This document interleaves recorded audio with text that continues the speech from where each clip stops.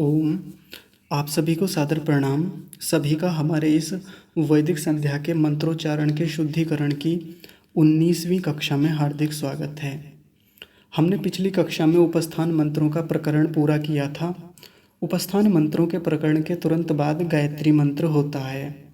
गायत्री मंत्र को हम यहाँ नहीं सीखेंगे क्योंकि गायत्री मंत्र को हमने इस प्लेलिस्ट की पहली ही कक्षा में देख लिया था।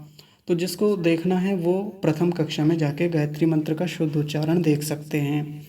अब हम जो अंतिम से दूसरा प्रकरण बचा हुआ है समर्पण मंत्र का, हम उसको देखेंगे।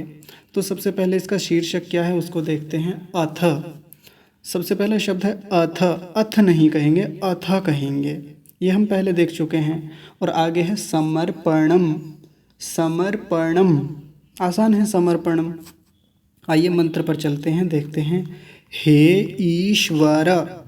अब इस मंत्र में यहाँ बड़ी गलती होती है। कुछ लोग बोलते हैं ईश्वर, ईश्वर ऐसे, यानी छोटा ई लगा के बोलते हैं कि ईश्वर हमारी बात सुनता है, ईश्वर ऐसा है। ईश्वर नहीं होता, ईश्वर होता है।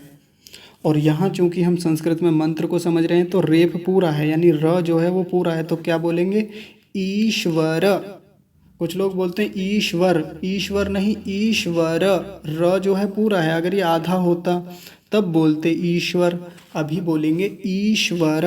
तो इसी शब्द में गलती हो जाती है, दो गलतियाँ होती हैं इसी को बोलने में। तो अब तक क्या हो गया? हे ईश्वर। आगे है दया निधे। दया निधे, निधे में छोटी ई की मात्रा है, ह्रस्व इकार है, तो जल्दी बोला जाता है। नहीं तो यहाँ भी लोग लंबा खींच देते हैं थोड़ा सा। कैसे करते हैं?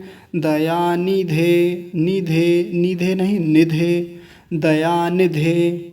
क्या हो गया यहाँ तक? हे ईश्वर दया निधे, ईश्वर दया निधे। ठीक है, आगे देखेंगे। भवत। भवत, देखिए भवत तो आधा है, वहीं रुकेंगे हल्का सा। भवत और आगे है कृपया नेन। अब यहाँ भी गलती करते हैं, कृपया बोल देते हैं, कृपया ऐसे करके, कृपया वगैरह कुछ भी चलता रहता है, गलत उच्चारण। तो कृपया नहीं है, कृपया। कृपया, देखिए प पूरा है, आधा नहीं बोलना। कृपया कह देते हैं कुछ लोग, कृपया नहीं, कृपया। नेन, नेन, न पूरा है तो नेन ऐसा बोलेंगे। भवत कृपया नेन, भवत कृपया नेन। आगे है जपोपासनादि। जपोपास, पास, कुछ लोग यहाँ भी गलत करते हैं, पास बोलते हैं, पास नहीं पास। जपोपासनादि, नादि, देखिए द पर छोटी की मात्रा है। जपोपासनादि कर्मणा, कर्मणा, कर्मणा आसान है। पूरा शब्द क्या हो जाएगा?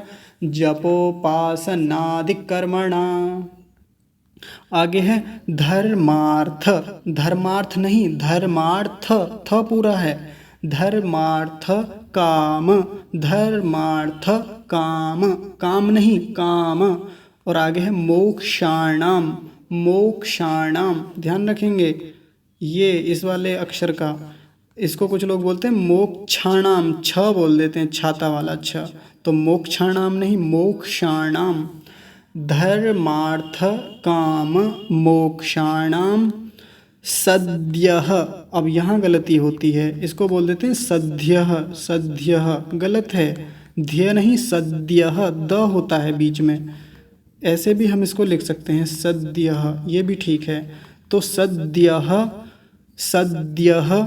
और आगे है सिद्धिर। देखिए सिद्धि के तुरंत बाद र बना हुआ है भ के ऊपर, ये वाला, तो उसको पहले बोलेंगे सिद्धिर, सिद्धिर। और आगे है भवेन्नः।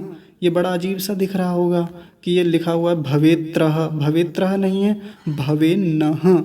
ये दो न बने हुए हैं, मैं नीचे लिख देता हूँ, समझ में आ जाएगा। भवेन्नः ऐसा करके, भवेन्नः, सिद्धिर भवेन्नः ऐसा हो गया। एक बार सभी शब्दों को फिर से देखते हैं। हे ईश्वर दयानिधे भवत कृपया नेन जपोपासनादि कर्मणा धर्मार्थ काम मोक्षाणाम सद्यः सिद्धिर्भवेन्नः। और अब इसको प्रवाह से देखते हैं। प्रवाह से कैसे बोलेंगे, एक बार में ऊपर से नीचे तक। हे ईश्वर दयानिधे भवत्कृपयानेन जपोपासनादिकर्मणा धर्मार्थकाममोक्षाणां सद्यः सिद्धिर्भवेन्नः। तो ये इस मंत्र का उच्चारण यहाँ पर पूरा होता है। एक बस छोटी सी बात और मैं आपको बता देता हूँ। यहाँ पर कुछ लोग जो वैदिक संध्या बोलते हैं उसका उच्चारण करते हैं, वो इससे ठीक पहला मंत्र जो गायत्री मंत्र है वहाँ तक तो एक बड़े अच्छे प्रवाह से लेके आएंगे, बड़े अच्छे से बोलते हैं मंत्रों को, लेकिन इस मंत्र पे आने के उपरांत बड़ी शीघ्रता से बोलते हैं, हे ईश्वर दयानिधे भवत कृपयानेन, ऐसे करके। ये गलत शैली है। जिस गति से आप ऊपर से लेके आए थे जब आपने शन्नो देवी से या गायत्री मंत्र से पढ़ना शुरू किया था, जिस प्रवाह से, जिस गति से आप वहाँ से चले थे, वही गति इस मंत्र में भी रखेंगे तो बड़ा अच्छा रहता है। नहीं तो एक साथ जब एक श्रुति में कई लोग बैठकर उच्चारण करते हैं तब बड़ी बाधा होती है। इसलिए जैसा मैंने अभी बोला था, जिस गति से उसी गति से इस मंत्र को बोलने का प्रयास करेंगे। आज की कक्षा को यहीं विराम देते हैं। सभी को सादर नमस्ते जी।